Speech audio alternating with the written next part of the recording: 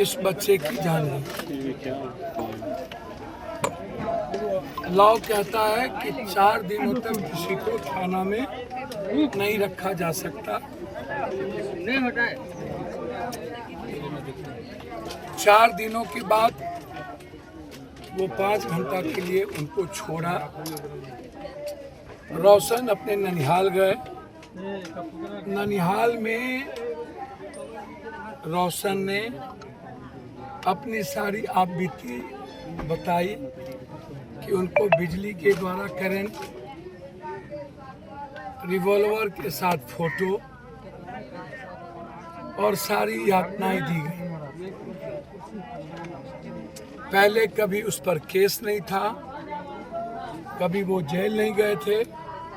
19 वर्ष का बच्चा था, एक ही भाई था, गरीब परिवार है, अपने चाचा के अरे भाई साइलेंट करो ना, फोन बंद कीजिए ना, साइलेंट कीजिए ना। किसी भी तरह की क्रिमिनल एक्टिविटी में उनकी भूमिका नहीं है। फिर जो उनके हाथ बंधे हैं, उनके दोनों हाथ पर बिजली का करंट लगा है, पीठ पूरा सूजा हुआ है। आत्महत्या सिर्फ गले पर पड़ता है, रीढ़ पर पड़ता है, वो पूरे बॉडी पर नहीं पड़ता।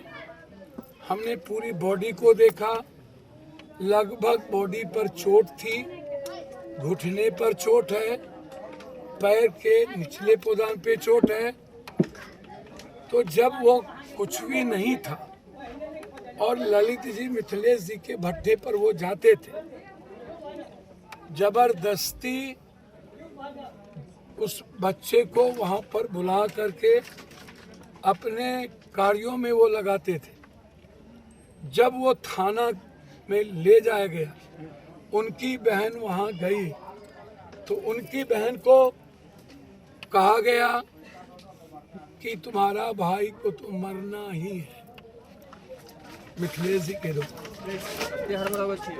फिर ललित के पास गए तो ललित जी ने कहा तोहर भाई तो जेल जेबेटा करता। बाद में कहा 60-70 हजार रुपया यदि दोगे तो डायरी को कमजोर करवा दे। आप इस बात को समझिए कि मारने की साजिश पहले ही पटकथा बहुत पहले बाहर में ही लिख दिया गया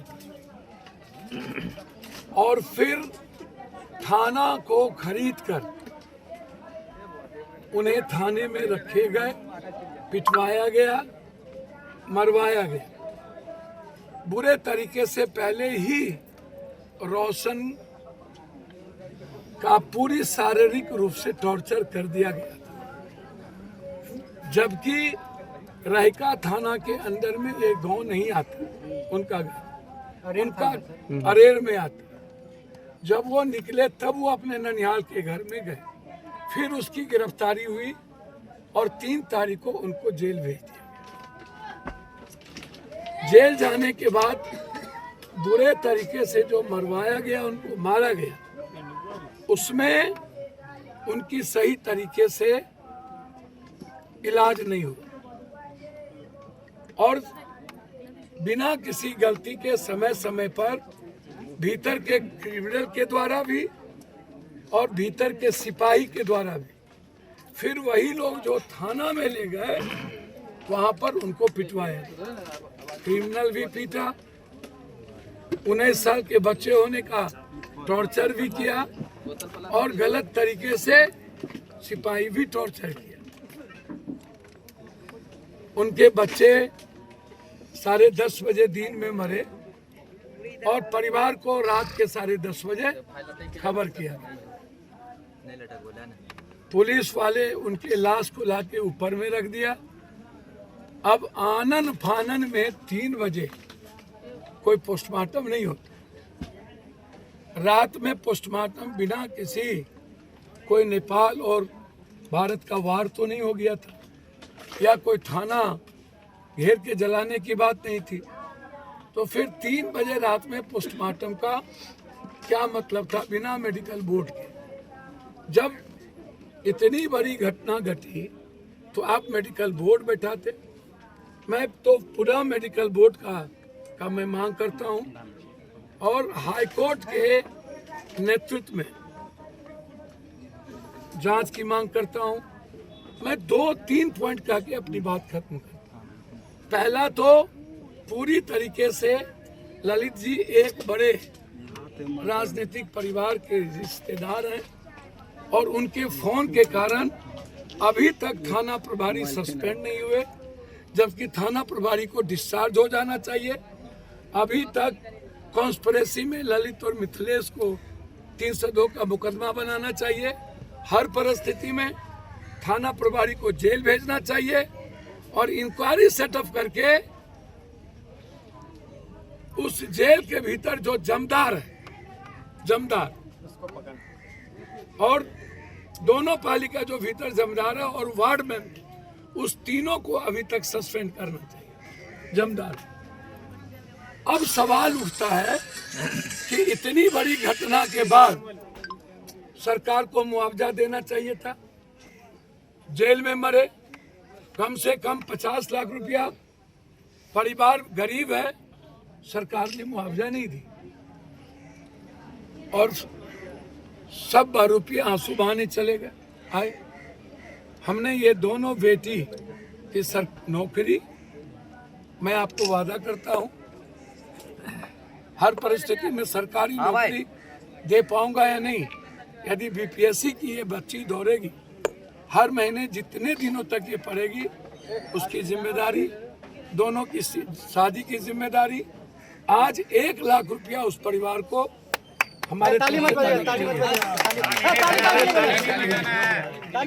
मिल गया, मिलेगा नहीं, मिल गया। बहुत 1 लाख रुपया उस परिवार को दे दिया गया।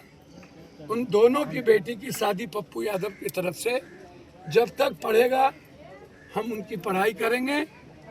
साथ साथ हम 1 सप्ताह के अंदर यदि एसपी साहब और डीआईजी साहब सस्पेंड नहीं किए तो हम हाई कोर्ट इस राजनीतिक परिवार के खिलाफ, ललित मिथिलेश थाना प्रभारी जेल के खिलाफ जो इस साजिश में है उसका सीसीटीवी फुटेज, लगातार थाना प्रभारी और ललित जी का मोबाइल का लोकेशन, मिथिलेश के मोबाइल का लोकेशन, मिथिलेश और ललित और थाना प्रभारी का कॉल डिटेल का हम जांच करें। कौन कौन लोग इसमें इन्वॉल्व हैं। रोशन की हत्या में जो भी इन्वॉल्व होगा, कोई राजनीति नहीं होगी, कोई एसपी की यहाँ मेरी बेटी नहीं जाएगी। लड़ाई हम लड़ेंगे।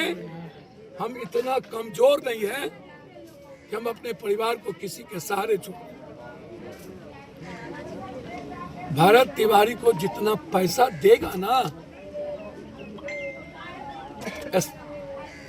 एसटीएफ को बचाने के लिए मुख्यमंत्री जी, उससे ज्यादा औकात है हमको देने की। यदि वो 50 लाख देगा, समझौता नहीं किया भरत तिवारी का परिवार, तो हम 1 करोड़ देंगे।